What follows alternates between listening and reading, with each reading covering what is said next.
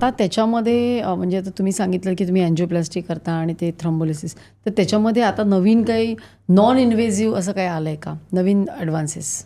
म्हणजे ह्या सगळे मी जे प्रोसिजर्स करतो, न्यूरो इंटरव्हेन्शन म्हणून जी स्पेशालिटी आहे माझी, ही कम्पेअर्ड टू न्यूरोसर्जरी ही नॉन इन्व्हेजिव्हच म्हणता येईल. म्हणजे युजली आता हे थ्रॉम्बेक्टॉमीला तर सर्जिकल ऑल्टरनेटिव्ह नाही आहे की असं ओपन सर्जरी करून काय क्लॉट बाहेर काढता येत नाही. पण इतर ब्रेनचे काही सर्जरीज जे आहेत, म्हणजे ॲन्युरिझम सर्जरी म्हणा किंवा AV मालफॉर्मेशन नावाचा प्रॉब्लेम असतो त्याची सर्जरी म्हणा, ही साधारण 20-25 वर्षापूर्वीपर्यंत ओपन सर्जरी. ॲन्युरिझम म्हणजे काय सांगा आपल्या प्रेक्षकांना? ॲन्युरिझम म्हणजे रक्तवाहिनीवर आलेला फुगा असतो, एकदम साध्या शब्दात. म्हणजे ट्रकचं टायर फाटल्यावर कशी ट्यूब बाहेर येते, हो, तसा तो प्रकार असतो. का होतं ते? ती एक टेंडन्सी असते काही पेशंट्समध्ये. मेंदूतल्या रक्तवाहिन्यांच्या काही भागामध्ये वेसल वॉल म्हणजे रक्तवाहिनीची वॉल ही वीक असते, एस्पेशली जिथे आर्टरी डिवाईड होत असते किंवा जिकडे एक ब्रांच निघत असते तिकडे थोडी आर्टरी कमकुवत असते. आता मेंदूतल्या रक्तवाहिन्या ह्या शरीरातल्या इतर रक्तवाहिन्यांपेक्षा एकदम नाजूक आणि पातळ असतात. म्हणजे हातापायातल्या रक्तवाहिन्या किंवा हार्टला सप्लाय करणाऱ्या रक्तवाहिन्या, पोटाला सप्लाय करणाऱ्या रक्तवाहिन्या, आर्टरीज, ह्याच्यापेक्षा मेंदूतल्या रक्तवाहिन्यांची थिकनेस अर्धी असते असं म्हणायला काही हरकत नाही. So they are very delicate and thin arteries.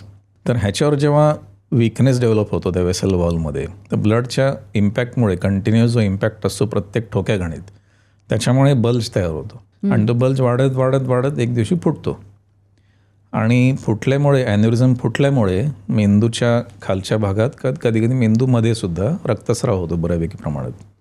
काही काही पेशंट्समध्ये एकदम थोड्या प्रमाणात रक्तस्राव होतो. ते नुसतंच सिव्हिअर हेडेक होते म्हणून OPD देतात, पण हे पेशंट फार कमी आहेत. काही पेशंट्स कोमामध्ये पोहोचतात हॉस्पिटलला, म्हणजे लिटरली अर्ध्या तास. अशी केस की हेडेक म्हणून आले आणि ॲन्युरिझम?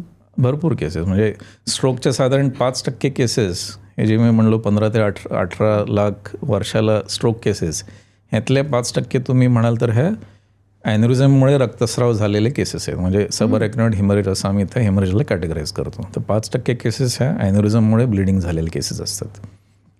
तर ब्लिडिंग कमी प्रमाणात झालं तर पेशंटला फक्त डोकं दुखायला लागतं.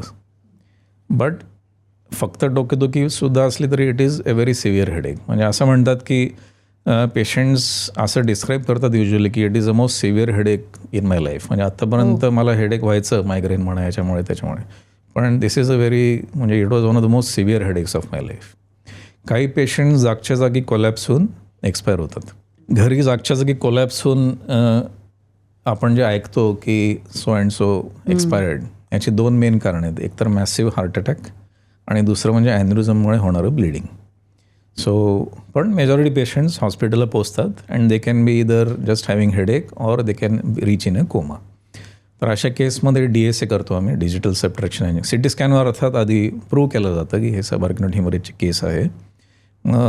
DSA करून, DSA म्हणजे डिजिटल सबट्रॅक्शन एंजिओग्राफी, म्हणजे अशी हार्टची एंजिओग्राफी असते, करोनरी एंजिओग्राफी, तशी ही ब्रेनची एंजिओग्राफी असते. साधारण सेमच आहे, 15-20 मिनिटाची टेस्ट आहे ती. लोकल ॲनेस्थेशिया देऊनच केली जाते, सेम मशीनवर कॅथलॅबमध्ये केली जाते. तर त्याच्यावर ॲन्युरिझम मेंदूच्या कुठल्या रक्तवाहिनीवर आहे, त्याचं साईज काय आहे, त्या ॲन्युरिझमच्या जवळपास कुठली छोटी रक्तवाहिनी निघते आहे का वगैरे, त्याचं तोंड कसं आहे, छोटं आहे का मोठं आहे, म्हणजे ह्या सगळ्या डिटेल्सवरनं आपल्याला काय ट्रीटमेंट करायची ॲन्युरिझमची हे ठरवता येतं.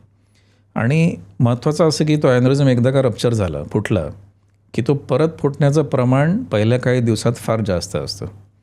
आणि तो परत फुटला तर मॉर्टॅलिटी जम्प्स टू 80-90%.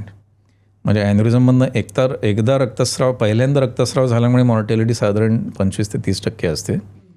पण पहिल्या काही दिवसात परत तो ॲन्युरिझम फुटला, कारण तो फुटून नाजूक झालेला असतो, त्याची वॉल हे झालेली असते, थिन असतेच ऑलरेडी. तो वॉल थिन असल्यामुळेच त्या ॲन्युरिझम डेव्हलप होतो. आणि जसा फुगा, आपला बर्थडे फुगा आहे, तो जसा आपण फुगवत जातो त्याची वॉल थिन होत राहते. तर ऑलरेडी त्याची वॉल थिन असते आणि तो फुटल्यामुळे तिथे जखम झालेली असते त्या वॉलमध्ये. तर त्या जखमेतनं परत तो फुटू शकतो. तर परत ॲन्युरिझम फुटला तर मॉर्टॅलिटी जम्प्स टू 80-90%. असे फार थोडे पेशंट्स वाचतात. म्हणून लवकरात लवकर ॲन्युरिझमचं निदान करून मग तो ॲन्युरिझम बंद केला जातो. तो काय ऑपरेट करू? हां, तर तुम्ही जे म्हणलात की नॉन इन्व्हेजिव्ह, नॉन इन्व्हेजिव्ह. तर आधी कसं आहे म्हणजे इवन अजूनही सर्जरी केली जायची की अजूनही केली जाते, क्लिपिंग म्हणतात त्याला, की ब्रेन ओपन करून ते रक्तवाहिनी किंवा फुगा शोधून त्या फुग्याच्या तोंडाला अशी बाहेरनं क्लिप लावली जाते, त्याला क्लिपिंग असं म्हणतात, टायटॅनियमची क्लिप असते.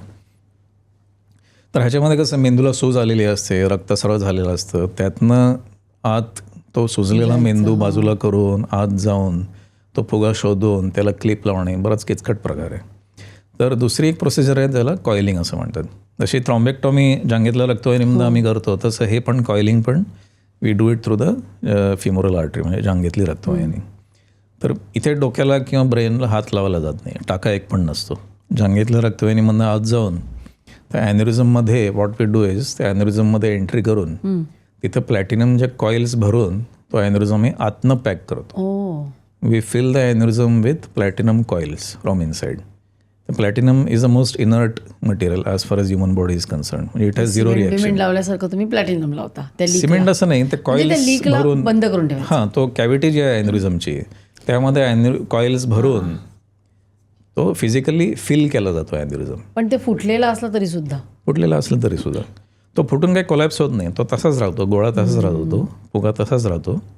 आणि तो एकदा का भरून टाकला पॅक केलं की मग त्यात ब्लड जात नाही, ब्लड जायचं थांबतं आणि मग तो फुटत नाही परत. आणि over a period of time त्याला तो डिस्कनेक्ट केला जातो बॉडीतर्फे. म्हणजे त्याच्या तोंडाला एंडोथेलियम म्हणजे पेशी तयार केल्या जातात बॉडीतर्फे, सील होतं ते. हां, आणि ते सील होऊन जातो परमनंटली. काही केसेसमध्ये कॉइलिंगसाठी सुटेबल नसतात केसेस, त्या केसमध्ये फ्लो डायव्हर्टर स्टेंटिंग नावाचं एक प्रोसिजर केली जाते. तर हा स्पेशल प्रकारचा स्टेंट असतो, म्हणजे हार्टच्या स्टेंटशी काही कंपॅरिझन नाही करतात. स्टेंट हा शब्द फक्त कॉमन आहे, पण it is a very high end technology. आणि तो स्टेंट महाग पण असतो, हार्टच्या स्टेंटपेक्षा बऱ्याच पटीने महाग असतो. म्हणजे कितीला असतो? त्या स्टेंटचीच किंमत 6-7 लाख असते आणि तो स्टेंट तिकडे पोचवायला बाकी जी हार्ड कन्झ्युमेबल्स जे लागतात ते अजून 1-2 लाख असं. ते प्रोसिजरची cost depending the hospital 9-10 lakh किंवा 11-12-15 लाख सुद्धा जाऊ शकते कॉस्ट. पण रिझल्ट्स आर एक्सलंट. की एकदम मोठा जायंट ॲन्युरिझम असेल की जिथे सर्जरी शक्य नाही आहे किंवा कॉइलिंग करून सुद्धा तो परत ग्रो होण्याची शक्यता जास्त आहे, तिथे फ्लो डायव्हर्टर करून परमनंटली ॲन्युरिझम अगदी 2-2 सेंटीमीटर 3 सेंटीमीटरचे ॲन्युरिझम पण परमनंटली क्युअर झालेले आम्ही बघितलेले आहेत. आणि तिकडे मग तुम्ही ॲक्च्युअल ठेवता तो स्टेंट? तो स्टेंट तिथेच राहतो, म्हणजे बायपास केलं जातं म्हणजे. हां, तसं म्हणता येईल. म्हणजे flow gets diverted from away from the aneurysm into the parent artery, main artery. तो ॲन्युरिझममधला फ्लो कमी करतो द स्टेंट आणि त्या ॲन्युरिझममध्ये क्लॉटिंग होत जातं आणि शेवटी तो ॲन्युरिझम श्रिंक होऊन हील होऊन जातो. It is a slow process. Coiling कसं किंवा क्लिपिंग कसं, कॉइलिंग कसं इन्स्टंट रिझल्ट आहे. फ्लो डायव्हर्टरमध्ये result is not instant. It over a period of months तो ॲन्युरिझम बंद होतं, पण इट्स अ परमनंट सोल्युशन. आता ज्याला आपण ट्रान्झिएंट इस्चेमिक अटॅक म्हणतो म्हणजे वॉर्निंग स्ट्रोक, तो आणि स्ट्रोकमध्ये काय फरक असतो का? राईट, मला वाटतं हा अतिशय महत्त्वाचा प्रश्न आहे, probably the most important question of this podcast.